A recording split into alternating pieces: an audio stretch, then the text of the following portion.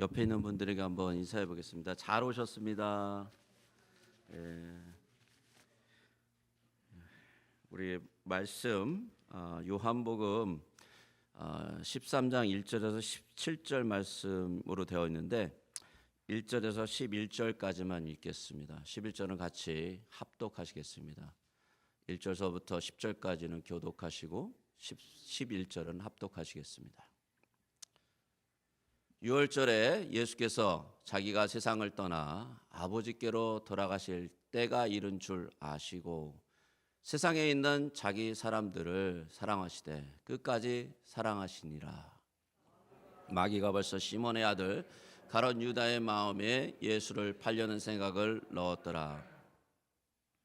저녁 먹는 중 예수는 아버지께서 모든 것을 자기 손에 맡기신 것과 또 자기가 하나님께로부터 오셨다가 하나님께로 돌아가실 것을 아시고 저녁 삽쓰시던 자리에서 일어나 겉옷을 벗고 수건을 가져다가 허리에 두르시고 이미 대야에 물을 떠서 제자들의 발을 씻기시고 그 두르신 수건으로 닦기를 시작하여 시몬 베드로에게 이르시되 베드로가 이르되 주여 주께서 내 발을 씻으시나이까.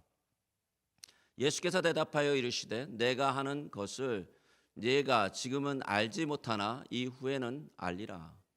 베드로가 이르되 내 발을 절대로 씻기지 못하시리이다. 예수께서 대답하시되 내가 너를 씻어주지 아니하면 네가 나와 상관이 없느니라. 시몬 베드로가 이르되 주여 내 발뿐 아니라 손과 머리도 씻어 주옵소서. 예수께서 이르시되 이미 모욕한 자는 발밖에 씻을 필요가 없느니라. 온 몸이 깨끗하니라. 너희가 깨끗하나 다는 아니리라 하시니 11절 같이 읽겠습니다. 이는 자기를 팔 자가 누구인지 아심이라. 그러므로 다는 깨끗하지 아니하다 하시니라. 아멘. 잠시 기도하겠습니다. 하나님 아버지, 오늘 요한복음 13장 1절에서 11절 말씀, 예수님이 제자들의 발을 씻겨준 이 말씀을 가지고 예수님의 세족식과 그리스도의 십자가를 같이 생각해 봅니다. 주님께서 우리가 이번 연도 표어처럼 영광스러운 그리스도를 함께 알아가자라는 그 큰 목적을 가지고 주님 한 해를 시작했사오니 또한 이 말씀이 그 목적에 온전하게 또 합당하도록 주님 우리의 영혼을 여시고 예수 그리스도가 누구이신지 다시 한번 깊이 가르쳐 주시옵소서. 예수님의 이름으로 기도 올립니다. 아멘. 오늘 본문은요 매우 잘 알려진 이야기입니다. 예수님께서 제자들의 발을 씻겨주신 이야기입니다. 오늘 본문으로 주로 종의 리더십, 섬김의 리더십을 말하는 분들이 많고요. 그렇게 이해하고 또 그렇게 해석하시는 분들도 너무나 많습니다. 예수님을 믿지 않아도요. 사실 이 이야기는 감동을 줄 수 있는 이야기입니다. 그러나 우리가 오해하지 말아야 될 것은 이 본문이 그런 감동을 주려고 그런 어떠한 리더십을 보여주려고 쓰여져 있는 본문이 아니라는 것입니다. 이 이야기는 예수님이 이 땅에 오셔서 이루실 구속사역, 즉 십자가의 대속사역의 핵심을 보여주기 위한, 그리고 그것이 어떻게 정말 역사되는지 보여주기 위한 드라마틱한 예수님의 세리머니였습니다. 이 이야기가 교회의 역사 속에서 오해를 받는 대표적인 것은 캐톨릭 교회에서 시작되었습니다. 그리고 또 많은 교회들이 또 많은 어떤 리트릿에서 이 세족식을 해요. 세족식을 하는 많은 사람들은 사실 오늘 본문에 저희가 읽지는 않았지만 15절에 보면 너희도 행하게 하려 하여라는 말씀에 근거하여 이 세족식을 합니다. 그리고 또 이름을 세족식이라고 이름을 붙였어요. 특히 이 캐톨릭 교회는 고난주간, 목요일, 고난 주간의 목요일 있잖아요. 이 목요일 날 사제들이 평신도에 발을 씻깁니다. 굉장한 감동이 있겠죠. 예. 사제들이 내려와서 꿇어 앉아서 성도들의 발을 씻기니 얼마나 감동스럽습니까? 아, 저게 성김의 리더십이야 라고 다 꾹뻑 죽는 것이죠. 그러나 주님은 세례와 성만찬 외엔 어떠한 성례로도 지키지 말라고 말씀하셨습니다. 딱 두 가지만 주셨어요. 세례, 성만찬. 이것만 너네들이 지켜야 되는 성례다라고 말씀하셨습니다. 그래서 마틴 루터는 이 캐톨릭의 세족식을 가르쳐 위선이다라고 지적했습니다. 위선. 실제로 주님이 가르치신 것은 사랑과 섬김이라는 면에서 이 의식을 그냥 함으로써 그냥 사랑과 섬김이 다 이루어졌다라고 비난을 한 것이죠. 여러분, 섬김과 사랑과 섬김이 이 사건 속에서 분명히 확실히 드러나는 것은 너무나 분명한 이야기입니다. 맞아요. 세족식은 사랑과 섬김이 그 안에 분명히 들어가 있습니다. 그러나 이 사건의 본질은 우리의 구원에 관한 것이며 복음의 이야기를 하는 것이고, 세족식이라는 예수님이 명하지도 않은 그 의식을 지키라는 것이 아니라 도리어 예수님이 하라고 하셨던 세례의식, 더 정확히는 십자가에서 쓴 잔을 마심은 또 주님이 받으신 그 세례와 직접적으로 연관이 있단 말이죠. 십자가에서 그 마시는 그 쓴 잔, 주님이 받으신 그 세례와 직접적 연관이 있습니다. 우리가 잘 알듯이 여러분, 세례는요, 머리를 물에 붓거나 아니면 온몸이 물에 들어감으로써 받습니다. 그런데 이 세례는 주님과 함께 죽었다라는 의미예요. 사실은 죽었다. 그래서 더 정확히는 물에 들어가서 세례를 받는 게 더 의미가 있어요, 사실은. 예. 그래서 주님의 그리스도의 죽음이 세례의 시작이에요. 그리스도의 죽음이 세례의 시작이라는 것이죠. 본문이 가르쳐주고 있는 본질적인 교훈은 세례의 이런 진정한 의미를 잘 보여주고 있습니다. 그럼 왜 세족식이 예수 그리스도의 십자가의 세례가 아닌 성김과 사랑이라는 이렇게 좀 헷갈리는 이런 혼동을 하게 하는 것일까요? 왜 주님께서 발을 씻기는 사건이 주님의 죽음인 십자가의 사건을 보여주는 사건이 아닌 단지 사랑과 섬김이라는 표현으로 오해를 하게 하는 것일까요? 왜 이런 오해가 생기는 것일까요? 여러분, 이런 혼동의 주 원인은요, 사실 우리 속에 계속 일어나는 혼동인데, 그것은 윤리와 예수 그리스도의 속죄를 혼동해서 그래요. 윤리와 예수 그리스도의 속죄를. 이런 혼동이 일어나는 대표적인 본문이 오늘 본문이죠. 오늘 우리는 늘 성경 말씀을 이렇게 대하면서 어떻게 대하냐면 윤리적으로 대하는 거예요. 윤리적.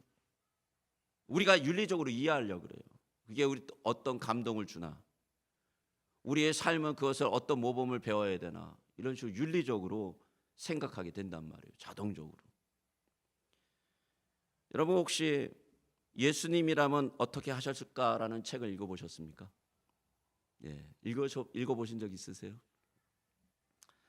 미국의 해중교회 목사였던 찰스 쉘톤이라는 분이 1896년에 쓴 책이에요. 1896년. 그런데 최근까지도 이 책은 아주 베스트셀러로 잘 익히고 있습니다. 예수님이라면 어떻게 하셨을까라는 이 책이 무려 140년간 사람들에게 익혔다는 거예요. 그리고 지금도 찾는 사람들이 많고, 그 책 읽었어 하고, 아주 파퓰러한 책이란 말이죠. 매우 인상적이고요, 감동적인 책이고요, 유익한 책이에요 또한.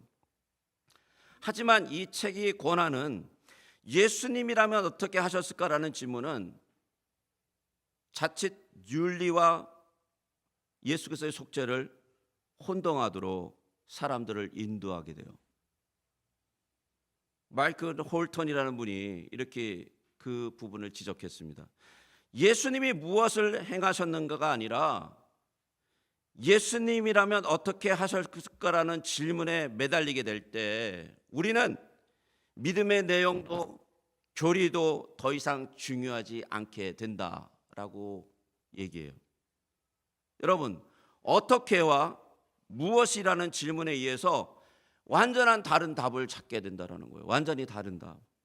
어떻게라는 질문을 하게 되면 예수님께서 제자들의 발을 씻어주신 것, 우리도 씻어주자 도덕적 결심을 하게 되고 혹은 리더십을 발견하는 것으로 끝납니다.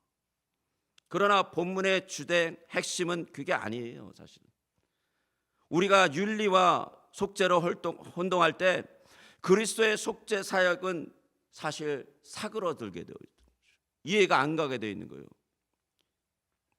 인간의 윤리가 확 살아나는 거예요. 예수 그리스도의 그 거룩한 속죄는 쑥 들어가게 되는 것이죠. 이 본문에서 주님이 제자들의 발을 씻겨줄 때 포기한 것은 예수님의 신성이 아니었어요. 성육신하신 주님은 단 한 번도 하나님이 아니신 적이 없어요. 주님이 포기하고 내려놓으신 것은 신성이 아니라 그분의 존엄이었어요. 그분의 존엄. 여전히 하나님이시면서요. 이거를 그러니까 봐야 되는 거예요. 그 발을 씻기는 분이 여전히 하나님이라는 거예요. 여전히. 예. 인간 예수를 보는 게 아니라 그분이 여전히 하나님이세요. 그러면서 또한 사람이신 예수님께서 당신의 신적 존엄을 완전히 내려놓으시고 제자들의 발을 씻기신 거란 말이에요. 여전히 하나님이신데 주님은 당신 자신이 누구인지를 정확하게 아셨어요. 그 일을 하실 때 주님께서 하나님이 이 시기를 포기하셔서 그런 행동이 하신 거 아니에요. 주님은 하나님으로서 그리고 사람으로서 자기 백성을 위한 완전한 구속을 이루시려고 오셨고 그리고 그 도리, 그 주님의 길이 어떤 건지 보여주기 위해서 여전히 하나님이신 그분이 무릎을 꿇고 그 제자들의 발을 씻기신 거예요. 그래서 레온 모리스는 이 부분을 이렇게 얘기합니다. 이것은 단순한 겸손의 본이 아니다. 이것은 십자가의 그림자이다. 레온 모리스가 이렇게 얘기하죠. 이것은 3절 말씀에서 더 분명하게 나타납니다. 세족식의 행동은요, 십자가 사건 이후에 일어날 그리스도의 모습을 잘 설명해 주고 있습니다. 그리고 3절에서 예수님의 그 신적 구원이 신적 기원, 장래의 영광을 가지고 계신다라는 것을 잘 아셨다라고 주님이 말씀하고 계세요. 우리 3절을 같이 한번 읽어볼까요? 3절 같이 읽겠습니다. 시작.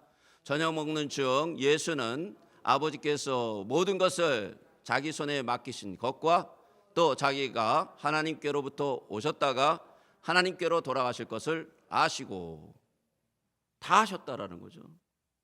예수님의 그 신적 권위, 그 신적 기원, 그리고 장래의 영광이 다 아셨어요. 그리고 드러나시는 거예요. 세족식에서 그게. 여러분, 권위는 무엇이죠? 아버지께로 모든 것을 자기가 받으셨다라는 거예요. 자기 손에 맡기셨다라는 걸 권위죠. 예수님은 당신의 권위를 아셨어요. 예수님은 성부 하나님께서 당신의 손에 모든 것을 맡기신다는 걸 아셨어요. 제자들의 발을 씻기는 그분의 모든 것, 모든 만물의 통치권을 가지신 분이라는 것이죠.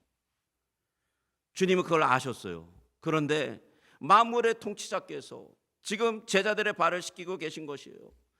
제자들의 발을 씻기는 주님은 여전히 만왕의 왕이시라는 것이죠. 아셨다라는 거죠. 신적 기원, 하나님께로부터 오셨다라는 걸 아셨다라는 것이에요. 주님은 또한 당신이 어디서부터 오셨는지 정확하게 아셨다라는 거예요. 하나님께로부터. 이 얘기는 무엇인지 아십니까? 주님이 하나님의 자신이었다라는 걸 아셨다라는 거예요. 주님이 하나님 자신이었다는 걸 아셨다라는 거예요. 장래의 영광에 대해서도 아시죠. 하나님께로 돌아가신다고 아셨잖아요. 장래에 받으실 영광을 아셨어요. 주님은 버리신 영광을 완전히 덧입으시고 완전히 그 영광으로 다시 한번 영광스럽게 서실 걸 아셨어요. 그렇다면요, 주님이 지금 이 귀한 세족식의 행동을, 이 귀한 세족식을 어떻게 이해하고 계실까요? 주님께서는요, 당신의 존재를 잊어버리시고 잠시 감동에 젖어서 이제 제자들과 떠나야 되니까 이상한 행동을 하신 것입니까? 아니죠.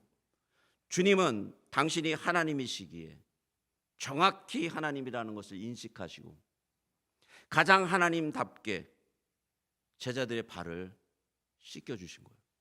하나님으로서. 제자들의 발을 씻기는 것은 십자가를 위한 무대를 준비한 완료예요. 이게 그것이 보여지는 것이 2절에 가룟 유다가 갑자기 등장하는 내용입니다. 보면은 특이하게 이 2절은요 삽입된 그런 구절 같아요. 왜 갑자기 이게 튀어나왔지? 하고 세족식이 시작되는데 갑자기 가룟 유다가 나와가지고 예수님한테 예수님을 팔 생각을 넣었더라. 이 얘기는요 사실 좀 안 맞는 이야기거든요. 그렇죠? 근데 2절이 성령님께서 2절을 기록하게 하셨어요. 보니까 마귀가 벌써 시몬의 아들 가룟 유다의 마음에 예수를 팔려는 생각을 넣었더니, 여러분 이야기가 갑자기 왜 끼어 들어와야 할까요? 성경은 놀랍게도 이 구절을 통해서 완전하게 지금 주님이 하시려는 일들이 바로 십자가의 죽으심과 관련된 일이라는 것을 상기시켜 주는 거예요. 그 세족식이요, 그냥 세족식으로 끝나는 게 아니라 이게 십자가와 연결되어 있다라는 것을 상기시켜 주는 거예요. 왜요? 가룟 유다는 예수님을 팔아 넘길 것이고, 그리고 이방인의 손에 예수님 십자가에서 죽으시잖아요. 가룟 유다가 팔기 때문에. 2절은요 십자가의 사건이 시작을 알리는 세족식의 큐와 같은 거예요. 큐 딱, 그죠? 요한복음의 이야기는요 처음부터 십자가를 향하고 있었습니다. 십자가를. 이 저녁이 지나고 나면, 날이 밝으면요 십자가가 주님의 등에 지어질 것이에요. 그래서 성경은 바로 이 구절을 통하여 십자가 지실 준비가 되어가고 있음을 잘 보여주고 있죠. 유다가 그래서 등장하는 거예요. 이 세족식의 이야기에 여러분 십자가를 향해 나아가시며 예수님은요 지극히 낮아지십니다. 십자가에서 가장 낮아지시죠. 그런데 사실 주님은요 자신의 전 세계를 통해서 계속 낮아지세요. 계속. 첫 번째 낮아진 것이 무엇입니까? 성육신의 사건이죠. 하늘의 영광을 버리고 오셨어야 돼요. 정말 낮아진 사건입니다.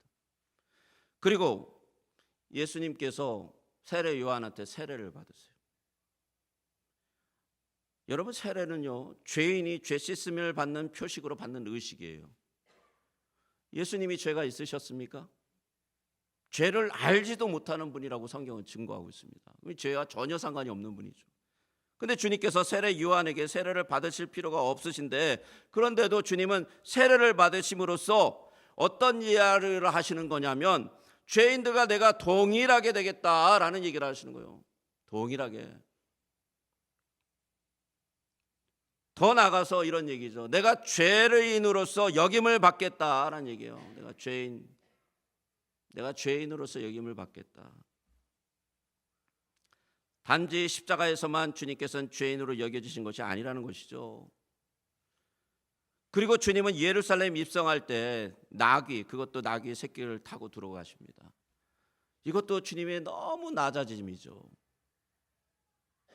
천군 천사 12영을 부릴 수 있는 전능하신 하나님께서 새끼 나귀를 타고 들어가신다. 너무 낮아지시죠. 그리고 드디어 오늘 본문에서 주님은 제자들의 발을 씻겨주십니다. 주님은 당신의 정체성을 잊으시고 헤어질 생각에 슬픔에 기워서 하신 우발적인 사건이 아니에요. 자신의 낮아지심, 비천하심을 드러내는 사건이에요, 이거는. 그러나 그게 다가 아니에요. 이 비천하고 낮아짐의 끝에는 십자가가 남아 있습니다. 십자가. 군인들에게 잡히시고 채찍으로 맞으시고 십자가에서 죽으시는 것이 아직 남아 있다라는 거예요. 근데 그 일련의 사건들이 무엇인가를 보여주기 위해서 이 만군의 주 만왕의 왕께서, 우리의 구주 되시는 그분께서 앞으로 받으실 그 모든 고난과 낮아짐과 비참하심을 보여주기 위해서 발을 씻기시고 계시다는 것이죠. 고린도후서 5장 21절을 같이 한번 읽어볼까요? 같이 읽겠습니다. 시작. 하나님이 죄를 알지도 못하신 자로 우리를 대신하여 죄를 삼으신 것은 우리로 하여금 저 안에서 하나님의 의가 되게 하려 하심이니라. 예수님께서 제자들의 발을 씻겨준 이 이야기의 핵심으로 좀 들어가 보겠습니다. 왜 이게 정말 십자가의 사건인지. 사도 바울이요, 빌립보서 2장에 보면 예수님의 십자가의 사건과 부활의 사건과 영광을 받으시는 그 모든 내용을 잘 정리해 놨습니다. 그래서 빌립보서 2장은 예수님의 비하, 예수님의 죽으심, 예수님의 영광 다 나타나 있어요. 굉장히 위대한 본문이죠. 그걸 읽으면 예수님이 전생애가 쫙 보입니다. 그런데 그 위대한 본문과 아주 절묘하게 오늘 이 세족식이 딱 맞아 떨어져요. 딱 맞아 떨어져.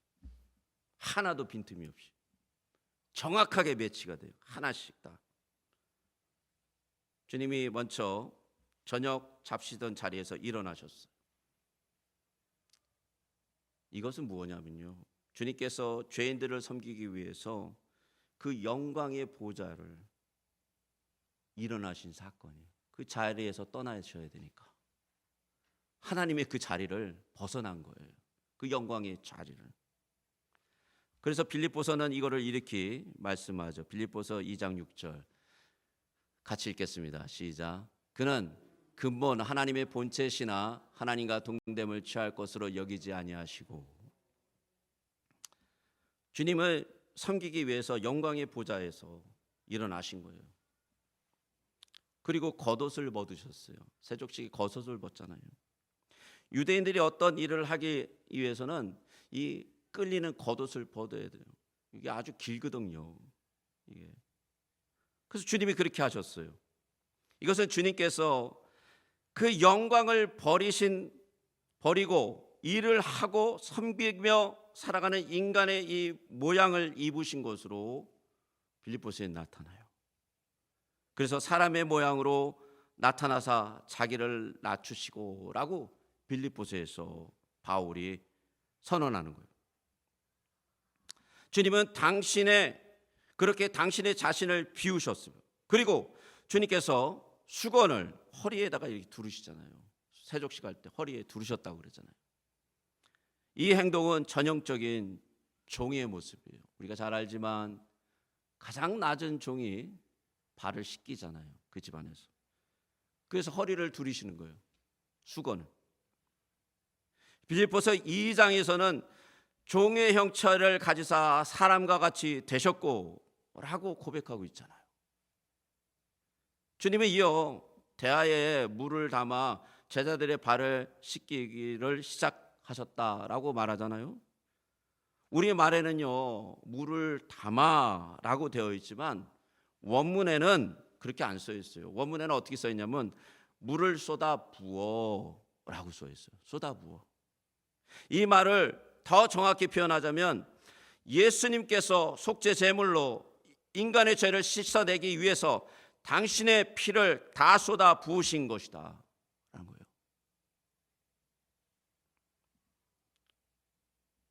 빌립보서 2장에서는 이렇게 표현하죠. 죽기까지 복종하셨으니 그 십자가의 죽으심이라 라고 선언하잖아요. 주님은 피를 다 쏟으시고 죽기까지 복종하여 우리의 구원을 이루셨습니다. 마지막으로 우리는 본문 10여 절에 가보면 주님은 저희 발을 씻기신 후에 옷을 입으시고 다시 앉아라고 기록하고 있습니다. 다시 앉아.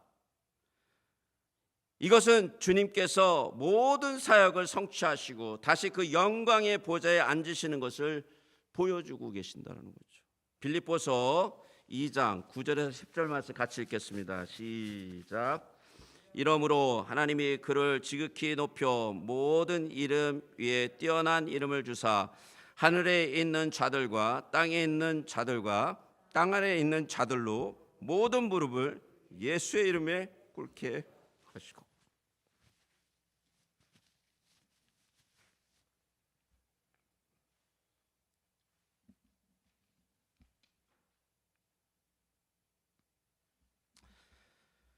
주님의 세족식에 대한 성경의 기록은 놀라울 만큼 주님의 구속사역 처음부터 끝까지 다 보여주고 있습니다. 이거는 단순히 도덕적 본을 보여주기 위한 사건이 아니었어요.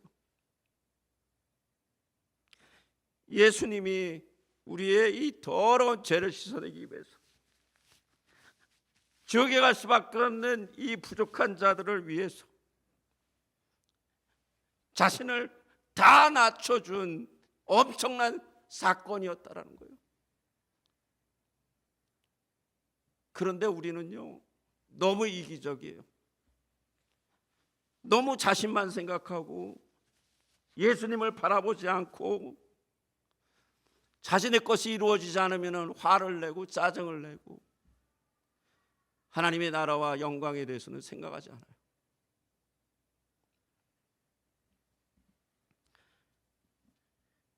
예수님의 이 세족식은요, 하나님의 영광을 진정으로 보여주는 놀라운 사건이었습니다. 하나님의 그 영광은 그분의 사랑이에요. 진정한 사랑입니다. 세족식이 이렇게 진행되고 있는 가운데 참 재미있는 사람이 나옵니다. 우리가 잘 아는 베드로예요. 베드로는요, 늘 마음보다 말이 빨랐어요. 행동이 빠르고. 예. 우리가 정말 동질감을 느끼죠. 베드로 때문에 얼마나 감사한지 몰라요. 왜냐하면 베드로 때문에 감춰져 있는 보물이 이렇게 더 나타나게 돼요. 베드로가 그 사건, 어떤 실수를 하는 바람에. 다른 제자들은요, 예수님의 이 행동에 대해서 감히 무슨 얘기를 못합니다. 무슨 얘기를 못해요. 그냥 듣고만 있습니다. 근데 유독 베드로만 예수님의 이 행동에 대해서 강하게 반발을 합니다. 베드로가 가만히 있을 수 없는 일이 지금 벌어지고 있는 거예요. 그렇죠. 예수님이 지금 자신들의 선생님이고, 그리고 베드로는요, 예수님이 메시아라는 걸 알아요. 근데 그분이 지금 내 발을 씻기신다고? 도저히 용납할 수 없는 거예요. 그러니까 발작하고 강하게 반발을 했습니다. 근데 주님께서 이렇게 얘기하시죠. 나야 하는 것을 내가 이제는 알지 못하나 이후에는 알리라 라는 아주 의미심장한 말씀을 하세요. 그런데 그럼에도 불구하고 더 강하게 나갑니다. 내 발을 절대로 씻기지 못하리이다. 절대로. 이거는 뭡니까? 당신이 내 발을 씻기려고 그러면 내가 발을 빼고 도망가고 물을 엎고 뭐 이렇게 하겠다라는 그런 어떤 선포죠. 주님께서 지금은 알지 못하나 이후에는 그 의미를 알 것이라고 하신 말씀은요, 이 발 씻어주는 이 행위를 말하는 것이 아니라 예수님께서 십자가에서 죽으신 후에야 네가 내가 왜 이렇게 한 것인지 알 것이다. 이 세족식이 바로 이 십자가의 전 모델이라는 걸 알 것이다라는 거예요. 주님이 죽으시고 부활하신 후 말씀하신 대로 보혜사 성령님을 보내실 때 베드로가 깨달았습니다. 그거였구나. 그래서 주님이 그렇게 발을 씻겼구나. 주님의 이 행동은 단순히 섬김과 사랑이라면 왜 주님의 십자가를 죽으심 후에 깨달아야 할 일이라고 이렇게 설명하실까요? 그죠? 예수 그리스도의 대속의 사건을 제대로 이해한 것은 성령님이 마가다락에 임하셨을 때 일어납니다. 바울이 빌립보에서 말한 그 내용이죠. 그러나 현재 세족식이 진행되고 있는 이 시점에는 베드로는 이것을 깨달을 수 없으니 강하게 반발을 할 수밖에 없는 것이죠. 여러분, 때로는 우리가 그래요. 주님 왜 그러죠? 왜 이런 일이 일어나죠? 왜 이렇게 진행이 되죠? 왜 내 뜻과 내 의견과 내 아버지 하나님 원하는 것들이 왜 안 되고 왜 이렇게 뒤틀어지죠? 그렇게 고민을 합니다. 근데 그럴 필요가 없어요. 왜요? 주님은 큰 그림을 갖고 계세요. 큰 그림. 큰 그림이 뭡니까? 우리의 영혼이 너무 잘 되는 일, 우리의 영혼이 축복받는 일, 우리가 진정한 아름다운 사람들이 되는 일, 큰 그림을 그리고 계시다는 거죠. 큰 그림. 여러분, 베드로가 이렇게 강하게 반발한 것은요, 아마 그가 가이사랴 빌립보에서 주님에 대한 놀라운 신앙 고백을 한 후에 주님께서 고난 받으시고 죽으실 것을 말씀하시자 그런 일이 주님께 절대 일어나면 안 됩니다 라고 하며 주님을 꾸짖던 그 태도가 똑같이 여기서 나타나는 건 아닐까요? 근데 주님은 이번에는 그때처럼 그렇게 심하게 꾸짖지 않았어요. 사탄아 내 뒤로 물러가라 뭐 이렇게 말씀하지 않으셨어요.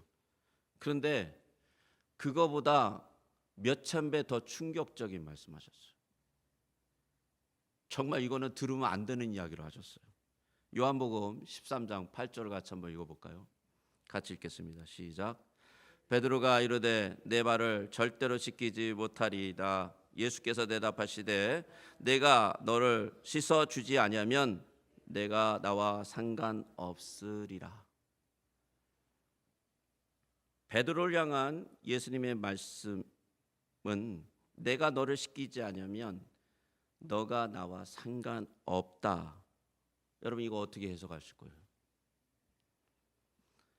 이거는 이런 거죠. 내가 너를 씻기지 아니하면 내가 나와 상관없다라는 것은 성경에 한번 나타난 적이 있습니다. 내가 너를 도무지 모른다라는 얘기가 똑같아요. 이게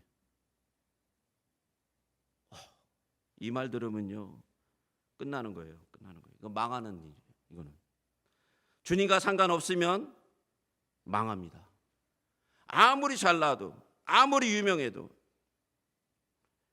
아무리 부족함이 없이 살아도 주님과 상관없는 사람은 지옥에 갑니다. 그 끝이 비참합니다. 끝나는 거예요. 여러분 우리의 죽고 사는 문제예요. 이거는 구원의 문제예요. 영원히 달려있는 문제예요. 우리에게 가장 중요한 문제예요. 이거는요. 주님과 무조건 상관이 있어야 돼요. 주님이 나를 안다라고 인정해 주셔야 돼요.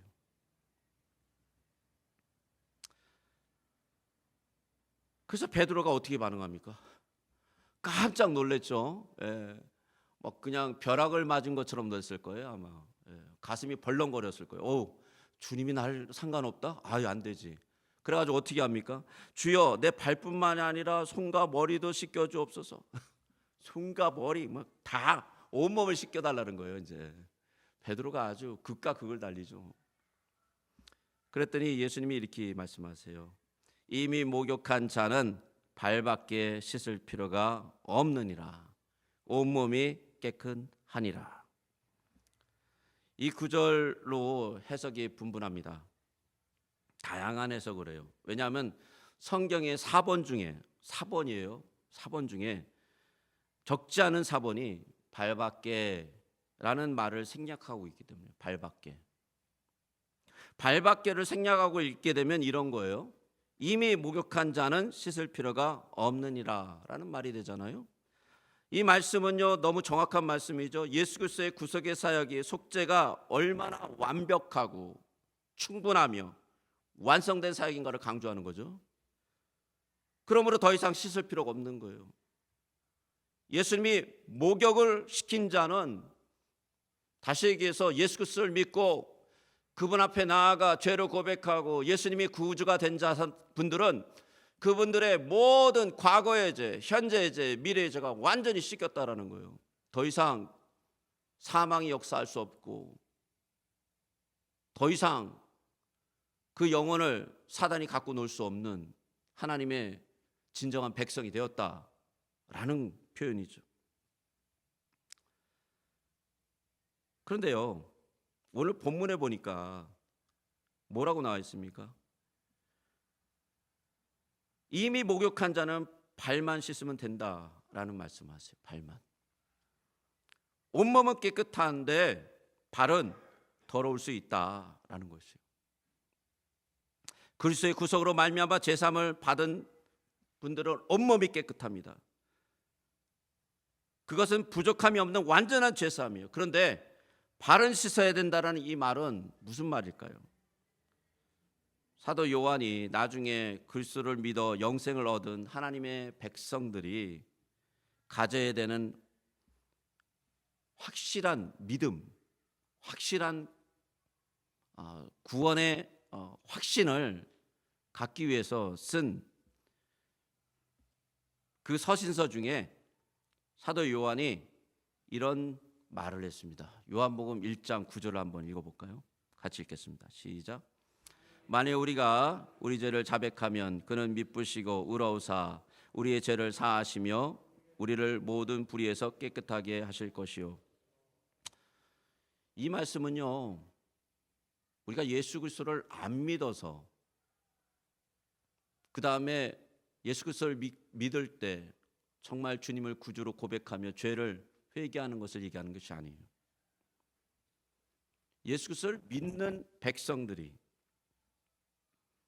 너무나 안타깝게도 우리 가운데 역사하는 이 죄들 가운데 이 새 세상의 모든 죄악 속에서 살아가다 보니 나도 모르게 생기는 그 죄악의 본성들이 터져 나올 때 우린 죄를 짓습니다.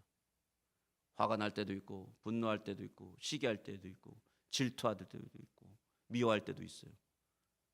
그러면 이 죄를 어떻게 하느냐? 해결해야 된다는 거죠. 어떻게 해요? 요한 사도가 가르쳐듯이 죄를 자백해요. 그러면 그 주님께서 우리를 벌써 십자가에서 의롭게 하신 그 놀라운 은혜로 다시 한번 그 불의에서 다시 건져내신다라는 거예요. 다시 깨끗하게 하시겠다라는 거죠. 이 부분은요 너무 중요합니다. 왜 중요하냐면 예수님과 우리가 정말 좋은 관계를 맺기 위해서는 반드시 고백돼야 되는 거예요. 반드시 우리 죄가 고백돼야 됩니다. 그래야 우리 가운데 우리 하나님과 우리 가운데 죄악으로 막혔던 이 담이 헐어지고요. 물론 예수 그리스도께서 먼저 그걸 허셨죠. 근데 우리가 또 쌌잖아요. 근데 그걸 또 허시고 다시 영원히 끊어질 수 없는 진정한 하나님의 아버지와 진정한 하나님의 자녀들이 하나가 돼서 이 땅에 살아가는 그런 놀라운 삶을 살게 된다는 것이죠.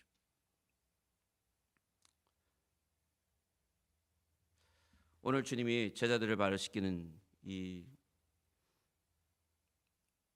세족식, 이건 세족식이 아니라요, 주님이 받으시는 십자가와 그 세례와 밀접하게 연관되어 있습니다. 우리는 그리스도의 속죄를 인정하고 받아들이는 것으로 우리는 세례를 받습니다. 그리스도의 씻어줌이 없이는 어느 정도 깨끗할 수 있다라고 생각하지만 그런 분들은 그리스도와 진정한 관계가 맺어져 있지 않아요. 저는 이 시간에 이 본문을 준비하면서 여러분들에게 한 가지 질문을 해보고 싶었어요. 자신에게 물어보십시오. 제 말을 들으면서 나는 씻겨져야 할 사람입니까? 그리스도의 그 피로써 저는 씻겨져야 할 사람입니까? 그리스도의 씻어줌이 없이는 저는 깨끗할 수 없는 존재입니까? 질문해 보십시오. 그리고 이렇게 기도하십시오. 주여 나를 도와주옵소서. 주여 저의 온몸을 씻어 주옵소서. 그리고요 또한 만약에 여러분의 마음속에요 아직도 씻기지 않는 것이 있다면 이 시간에 씻어내십시오.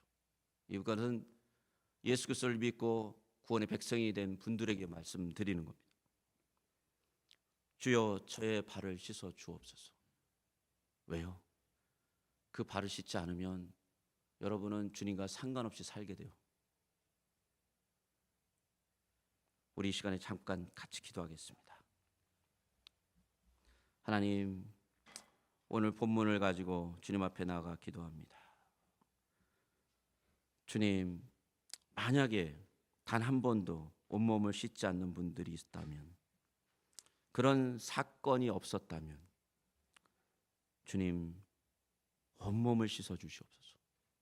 그래서 구원받은 자가 되게 해주시고 예수님을 아는 자가 되게 해주시고 예수님과 동행하는 자가 되게 해주옵소서. 또한 아버지 하나님, 이 시간에 기도합니다. 우리 가운데 씻어내지 않은 그런 죄악이 있습니까? 껄끄럽게 남아있고 따정이게 남아있어 상처가 이제는 아픔으로 있는 것이 있습니까? 주님, 이 시간에 저의 발을 씻어 주옵소서. 예수 그리스도께서 십자가에서 그 죄를 씻으신 것을 믿고 나아가오니 주님께서 깨끗하게 씻어 주시옵소서. 예수 그리스도의 이름으로 기도 올립니다. 아멘. 우리 주님의 마음을 본받는 자 455장 찬송하시겠습니다.